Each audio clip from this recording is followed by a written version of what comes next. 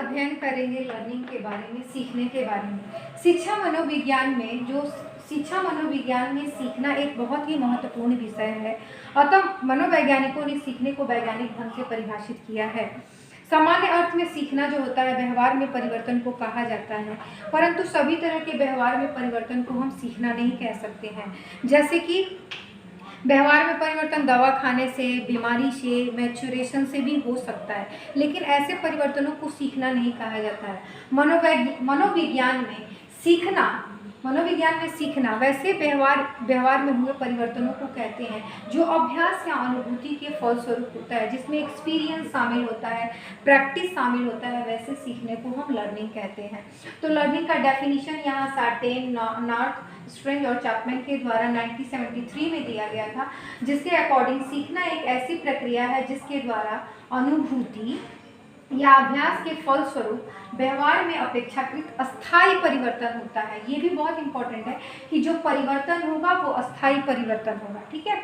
दूसरा परिभाषा रिली और लेविस के द्वारा 1983 में दिया गया है कि अभ्यास, एक्सपीरियंस या अनुभूति से व्यवहार में धारण योग्य परिवर्तन को हम लोग सीखना कहते हैं। वैसे परिवर्तनों को जिसे हम अपने लर्निंग में शामिल करते हैं उसको हम सीखना कहते हैं।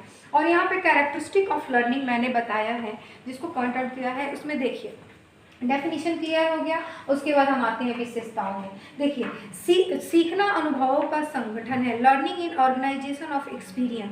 सीखना न तो नए अनुभवों की प्राप्ति है और न ही पुराने अनुभवों का योग ही है।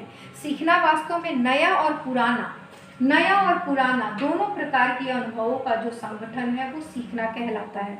ठीक है। उसके बाद यह सीखना उद्देश्यपूर्ण है।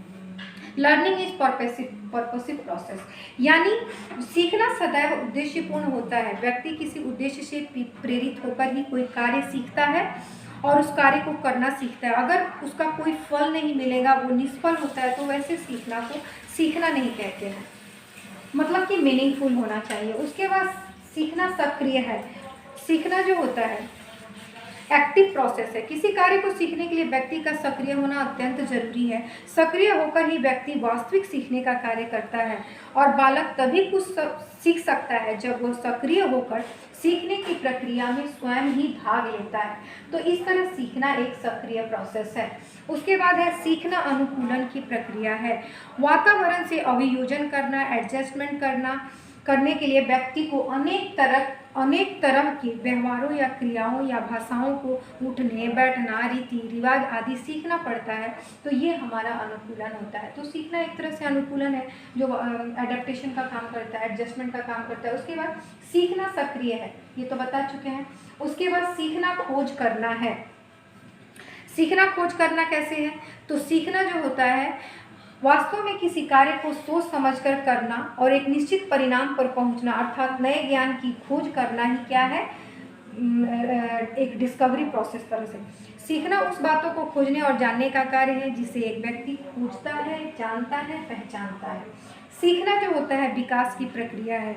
हमेशा सीखना जो होता है एक डेवलपमेंट प्रोसेस में चलती है, एक विकास की प्रक्रिया के प्रोसेस के रूप में चलती है। जो भी हम आगे सीखने के लिए करते हैं वो सीखना जो होता है परिवर्तन है। अब हम बताएं कि अभ्यास या अनुभूति के फलस्वरूप जो चेंज होता है, जो हमारे व्यवहार में चेंज होता है, उसे हम सीखना कहते हैं। उसके बाद सीखना सार्वभौमिक है। सीखना सार्वभौमिक कैसे है?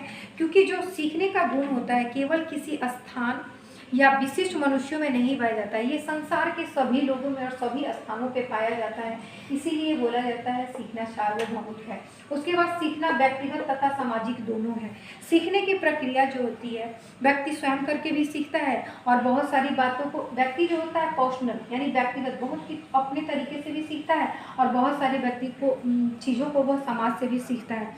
तो ये सीखना व्यक्तिगत और सामाजिक दोनों होता है। जैसे उठना बैठना, हम किसी को सामने से देखते हैं तो उनका अगर बहुत पसंद है तो वैसा करते हैं। तो इसीलिए यह व्यक्तिगत और सामाजिक दोनों प्रोसेस है। हम समाज में रहते हुए परंपराओं को, प्रथाओं को या उचित व्यवहार करना किससे सीखते हैं? तो समाज के लोगों से सीखते हैं। इसीलिए सीखना व्यक्तिगत और सामाजिक दोनों है। तो इस तरह हमने आज पढ़ा है कि कैरेक्टरिस्टिक, पहले की लर्निंग क्या है। तो लर्निंग को एक भाषा में, साइकोलॉजिकल भाषा में, सबसे पहले सीखना एक ऐसी प्रक्रिया है, अभ्यास या अनुभूति, याद रखिएगा, अभ्यास या अनुभूति के फलस्वरूप जो व्यवहार में परिवर्तन होगा उसको सीखना बोलेंगे। सीखना मतलब साइकोलॉजिकल वे में वही होगा, और सीखने का यहाँ कैरेक्टरिस्टिक मैंने बताया है। तो इसी के साथ आज सीखना और सीखने की जो कैरेक्टरिस्टिक है वो कंप्लीट होता है। Thank you so much.